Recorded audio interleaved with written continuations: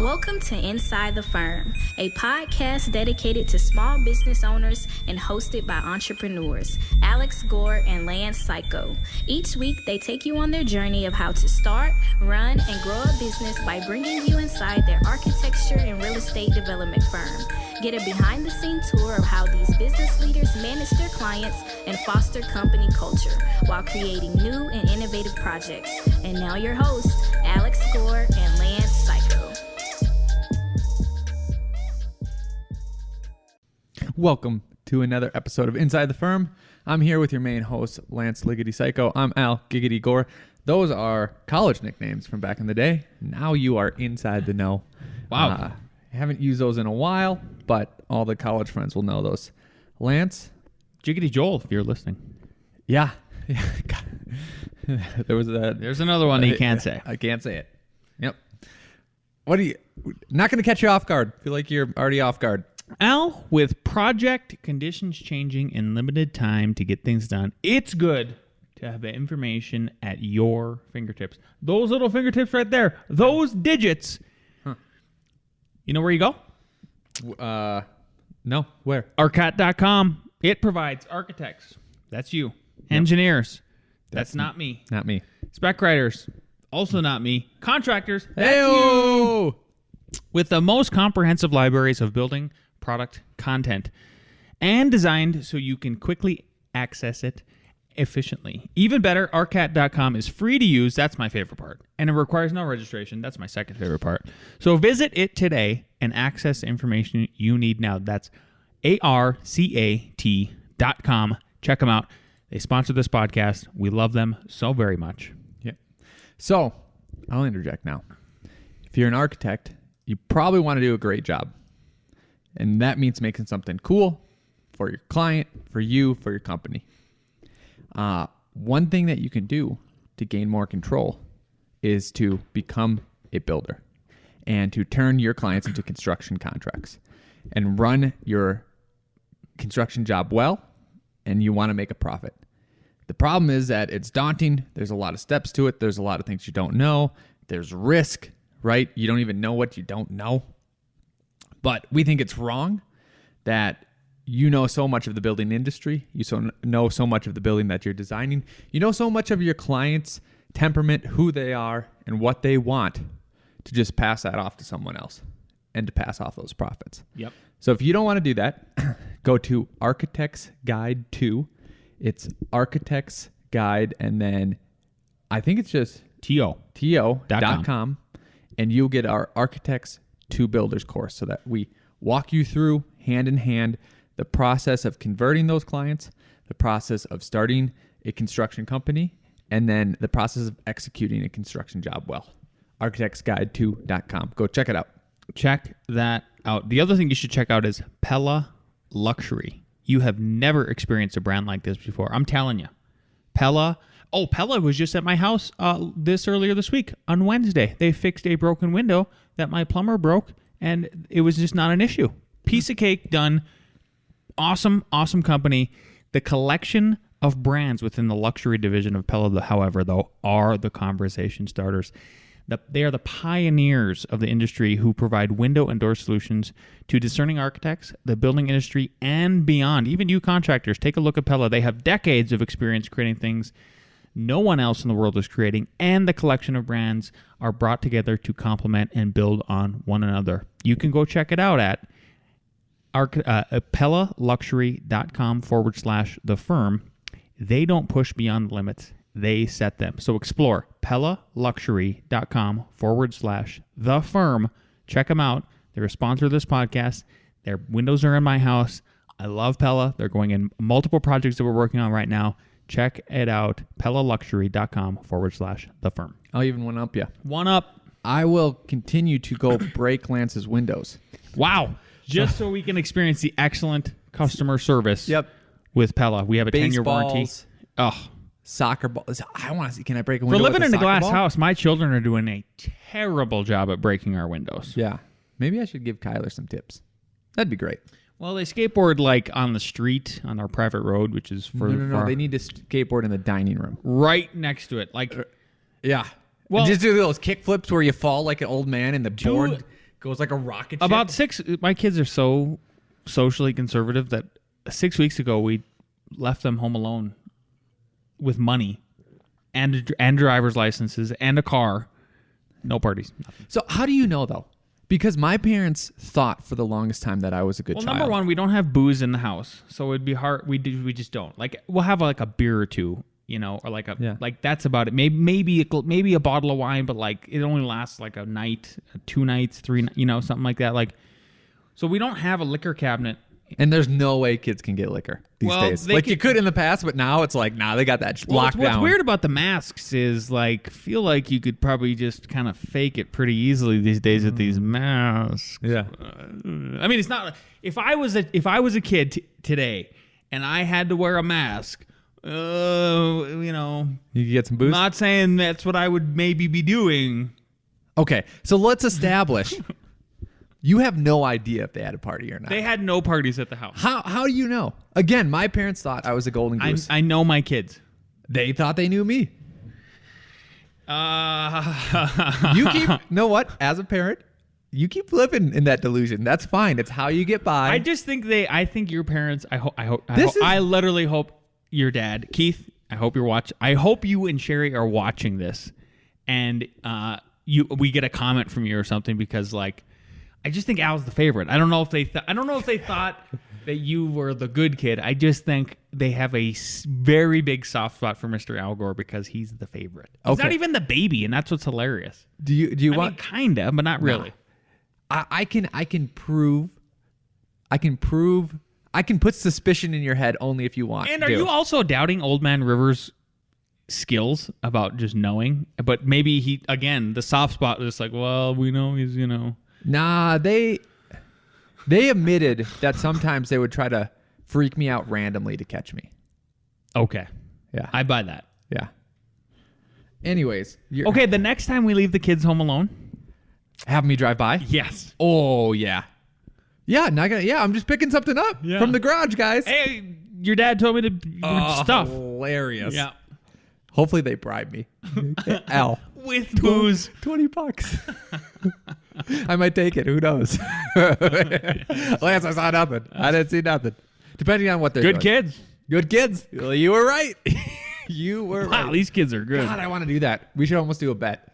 Remind me when you're out and you're doing this. And All if right. I'm around. All right. Take the wife by. Okay. Lance, help. I am terrible at decisions. Do you know anyone that's terrible at the decisions? Because I want to run over how I think about making decisions, and it's not the way everyone has to. I do know people that are terrible at decisions, but to be fair to them, one, I'm not going to name names. Two, I am a guy who can make. My wife told me this is before we were married, so I don't know, almost a decade ago or whatever.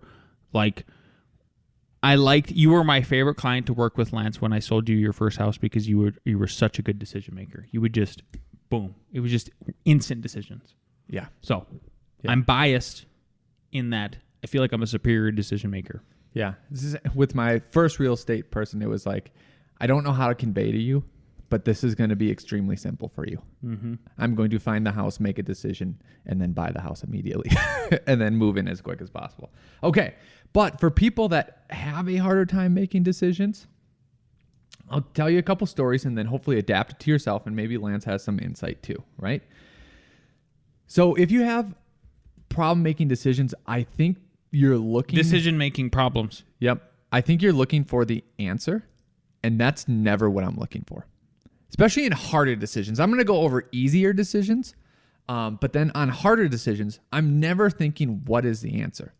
I'm thinking, what is the right process to answer this question, right? Yep. So like at work, like I'll get a question, and if I don't know the answer, okay, what is the process, right? And here's some examples.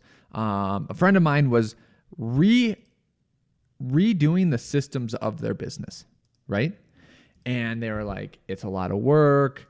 I don't know if I want to do all that, blah, blah, blah. Mm-hmm. So to help them out, I just asked a couple questions like, okay, have you reworked this whole entire system before? They said, yes. I go, okay, did you make a change when you reworked it? Like, did you make a change or did you just kind of like redo it? And they're like, oh, I made a change based on some stuff that I knew.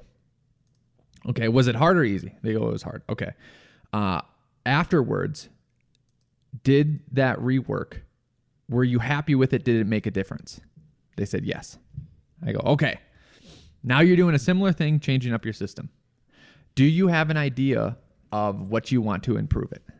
And they go, yes. Okay, so you're changing it. You're going to improve it. And last time you're happy, even though it was hard work, you should do it. And like, okay. Yep. You know, Yep. I'll do it.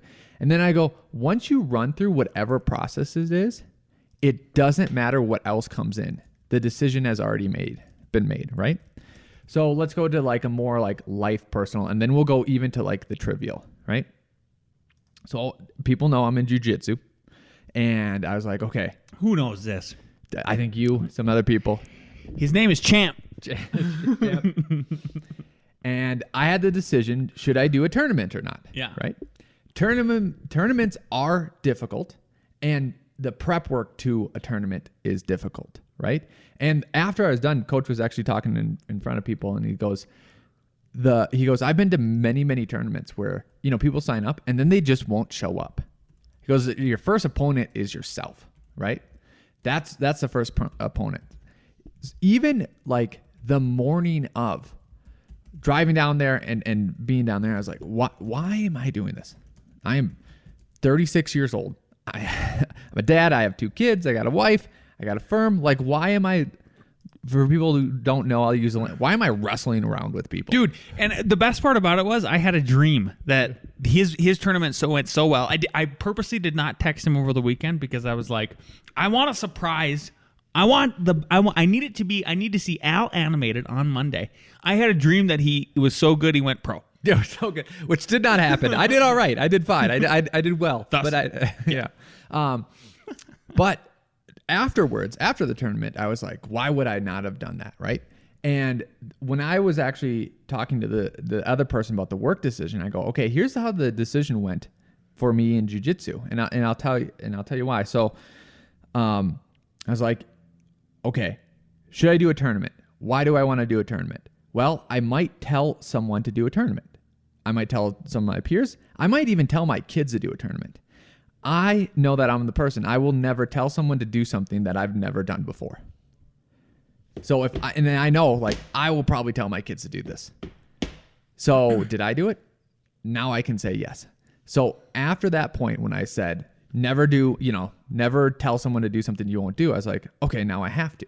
And I'm at the white belt level, and that's, the perfect stage to go into it. So then should I wake up early and study? Should I go to jiu-jitsu class? Should I cut weight? Like, all of these are already made. Like, I already went through the process of why I should do it. Now I don't give myself an out. And I think that's the problem with a lot of people with decisions, is because they make the decision not on a process, they just make it, and then they're remaking that multiple times. I really like that. I really like that. Where it's just like, well, I guess we're doing that. I guess we're on this path. I guess there's no turning back. Yep. I guess that this is the decision. This is how we're tackling this. Right. And then instead of it becoming multiple decisions of, should I cut weight? Should I do all this other stuff? It's like, no, you make up the process. And once that process is made, then it's just, you basically have to do it. Right. And then I tried this. This analogy might fail, but actually this one is for my wife. Like, I'm terrible at making food decisions. Where should we eat? What should we eat? You are? No, not me. Oh, of course. I was going to say, sir. Yeah. And I think people won't buy this, but like, this is literally how I Do you think about there's it. some FOMO involved with poor decision making, fear of missing out? So is that part of the problem where you're like, well, if I choose pizza, then what if I regret that I'm not having Chinese food? Yeah. But then also, like, when you're looking at it through, I think, the lens of most people, it's like, oh, what do I want to eat? Like, that's the question. That's the question. I think that's the wrong question, right? Yep. Because when I look at a food decision, and this will happen quickly, it's like, okay, what have I had today? What am I doing later, right? And that means, like, okay, am I at work? Do I want to feel like full and stuffed, right? And I look in the past and the future. Like if I had like a hard week and I want to just like reward myself, like we can get lasagna. We can do all that. If I know in the future that my wife is planning something special for dinner that day, like, maybe I'll have chicken and salad. You know what I mean? So like you look at the menu and you know what you did before and you know what you're doing in the future. And then you go, am I having something heavy, something light, right? Because then it's all of a sudden like, am I having burgers or am I having fish and salads? And all of a sudden you take away like 2/3 of the menu.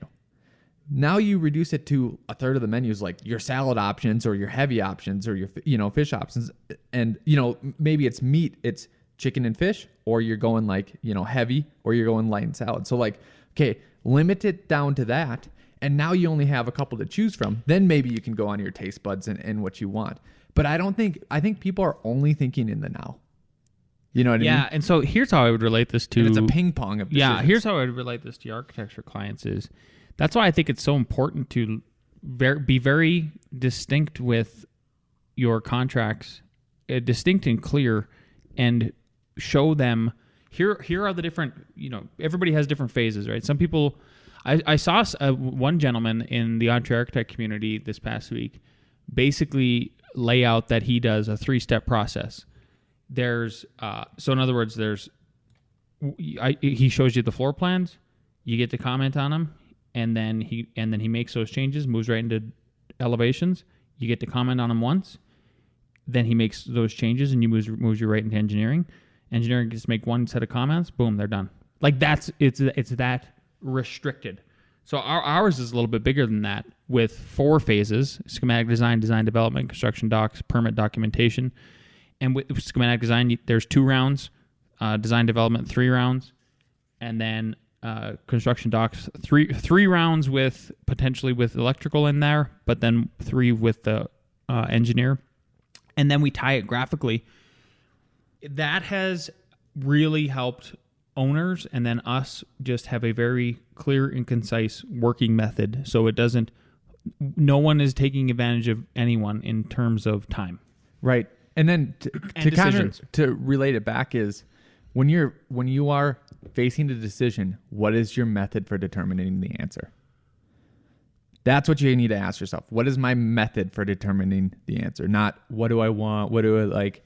What kind of question is that? What do I want? Just think if developers didn't have a method, like what do I want? I don't know. Let's put a skyscraper here. Oh, can't do that. Yep. Okay, that's what I got. That is what you got. I've got, and I'm going to put this up on the YouTube for anybody who's watching on YouTube. The employee handbook, not the whole handbook. That's some of it's proprietary. Usually we share almost everything, but this is a little bit different, I think.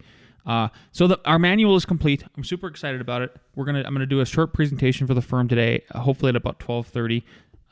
And so I just wanted to walk through basically what the basics of what you should have in it.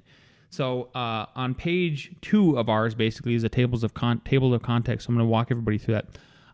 Number 1, I think obviously you need an introduction. So what is this manual about? When there's a date to it, and kind of how all that works. Then there's Alex put this in: mission, actions, and expectations. So what is the company mission? The actions was something about what we do, and for us it was we respond in 24 hours, we're solution oriented, and we continuously improve our process. And then expectations, so what we expect out of our employees. And then he tied it back in with, we expect you to also continuously improve, and part of that is we will provide you with Paul Akers' book, The 2-Second Lean Method. Then moving ahead, it's current supervisors and employees. So listing out who at the time of this writing, and every year I think you should update your manual, because maybe there's some feedback that you get over the course of the year. Plus you probably have new employees, or old employees are gone, etc. So current supervisors and employees. And then we move into position titles and descriptions. And this is a big one for us, was to finally solidify and say, what exactly are your responsibilities if you are an entry level, going all the way up to a senior partner like Alex and I, right? So that it's kind of relating back to Alex talking about this decision dilemma, right? So now all of a sudden, our employees can look at this and they can see a roadmap about where they want to move and what it takes to get there if they want to keep moving up within the company as far as their position titles go. Mm-hmm.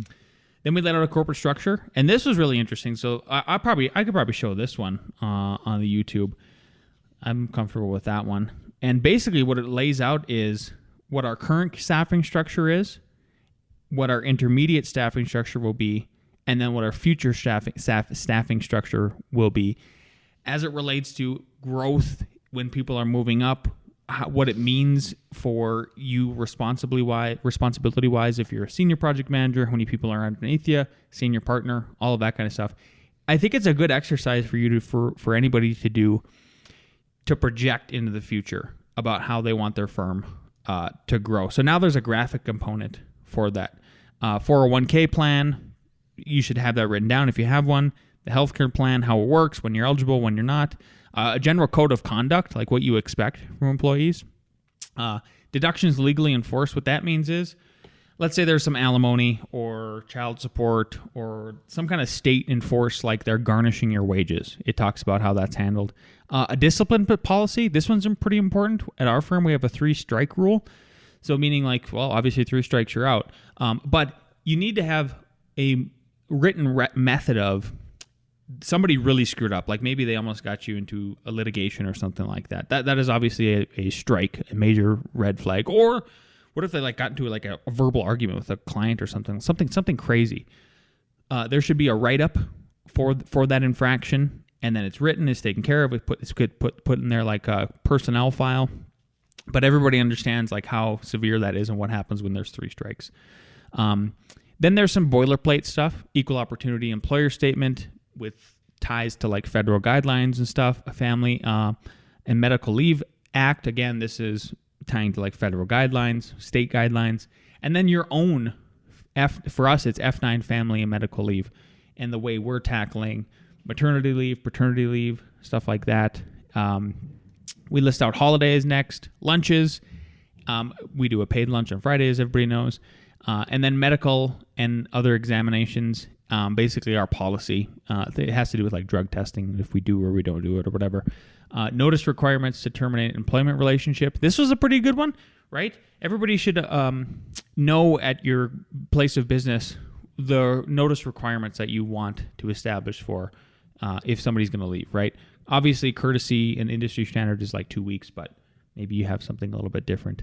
How your pay periods and overtime work, personal cell phones, what that means for the office, personal protective equipment, sexual harassment policies, supervisor, foreman, project managers, estimators, and upper management, additional policies.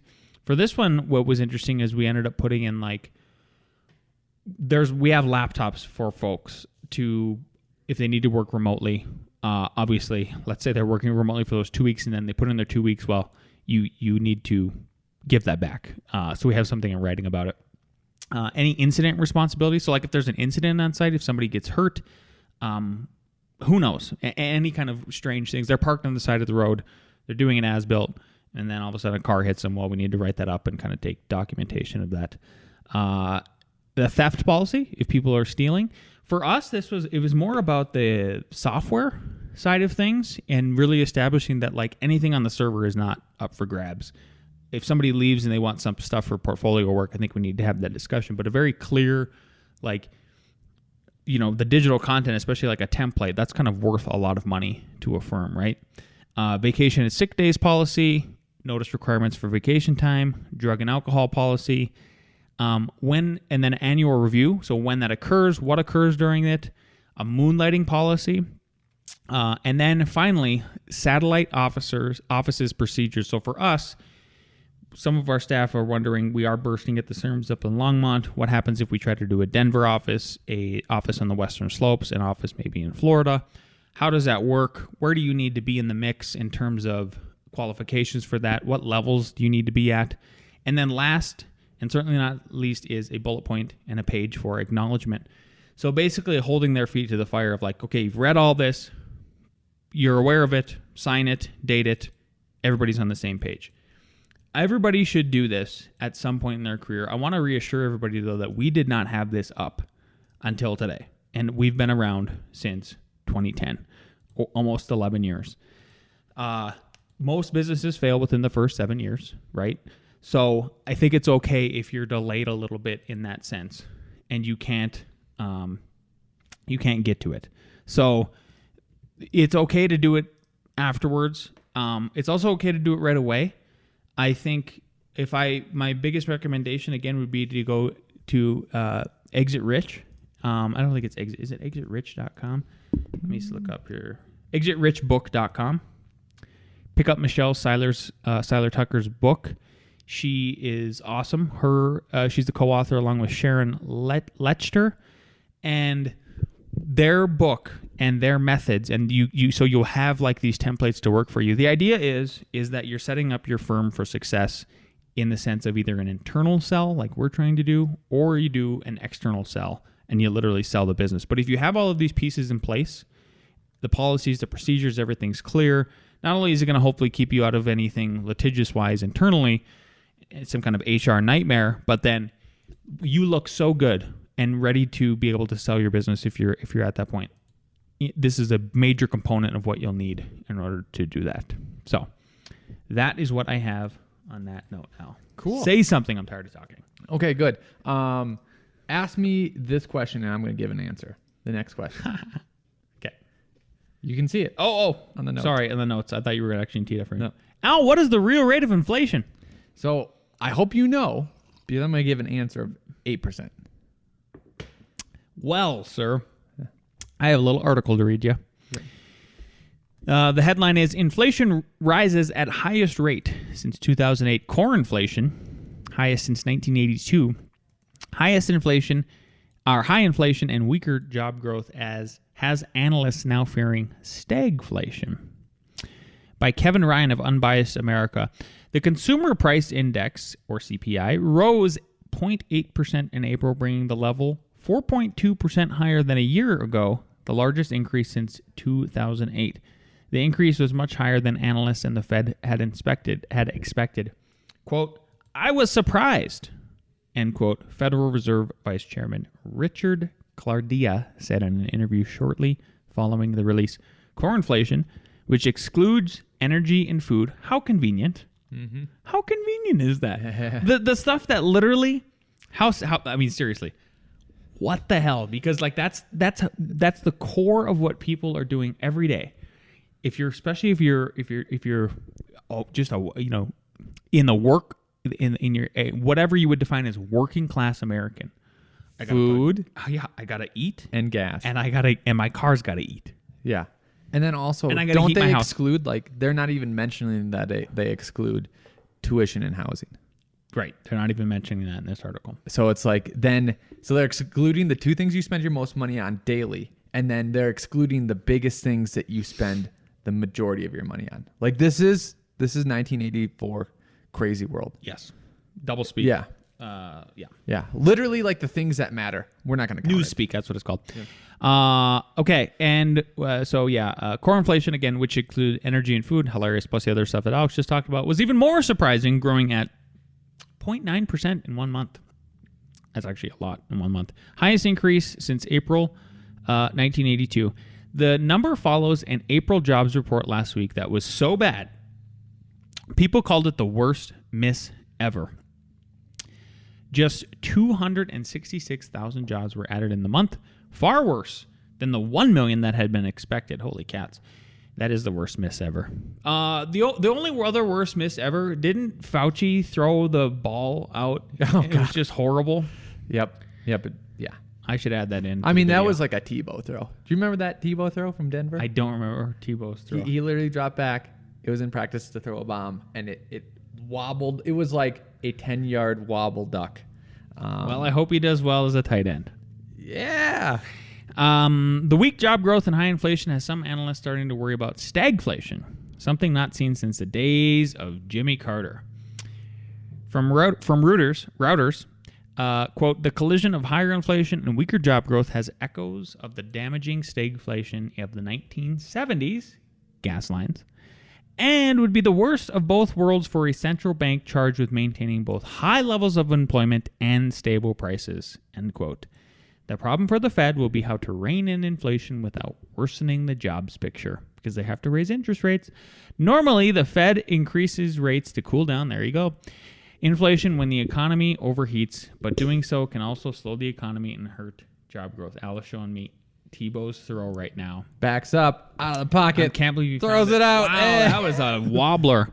Yep. That was a bad one. The problem for the Fed would be how to rein in. Oh, I already talked about that. Nevertheless, the higher than expected inflation has the Fed now openly discussing rate hikes. So get those mortgages completed. If today's data isn't transitory. Is that what they say in there? Yeah. End quote, Vice Chair Clardia says. The Fed will use our tools to bring inflation under control. Yeah. The people who got us into trouble to begin with. Got it. That could further slow the recovery, which Clardia points out we will need to grow at 500,000 jobs per month until fall 22 just to return to Trump level highs. It may take longer to reopen the economy than it did to shut it down. Yeah. Okay. It's all right. The adults are in charge, Al. We'll be okay. Oh. Maybe not. Speaking of an adult, is he? Yeah, but is he here? I don't see him. We don't have Nick White Powder Renard. I've been texting him. Well, see here. people are gonna have to miss out. We got other things to do. We got meetings stacked on meetings. So I think we need to go to our next segment, which is A.R.E. Jeopardy. Let's bring down the crew.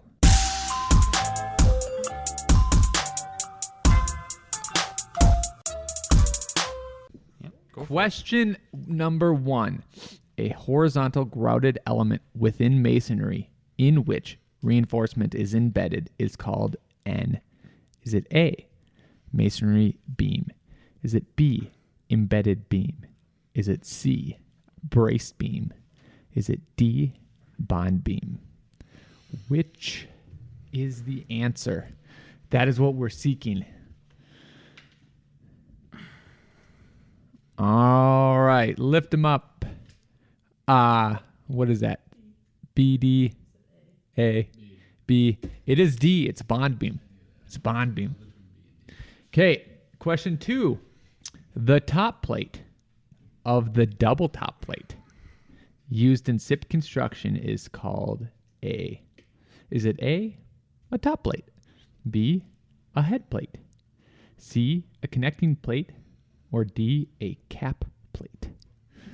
What is the answer? What movie should I watch this weekend? What movie should I watch this weekend? Not the one Derek recommended. Yeah. Not a Tree of Life. Not a Tree of Don't Life. do that. Don't do it. Head plate. Oh, and I know which one you should watch. Let me look it up here. Okay. C, D, B, D. The answer is D, cap plate. All right. A couple people have 2. Lance. The movie you should watch is The Color of Money, 1986. Drama sport, 2 hours. Tom Cruise. Oh, Tom. There we go. And Paul Newman. You cannot go wrong with that. It is impossible to go wrong with that. Yeah. Number 3, on average, how many construction worker fatalities occur every workday in the U.S.? Is it A, 1, B, 3, C, 10, D, 7? Every day. How many construction workers are dying in the United States? A little morbid. Here we go. All right, what do we got? We have D. What do you got, Hannah? D, C, D. And Mark is already a winner. C, 10. 10 a day. Yep, be safe.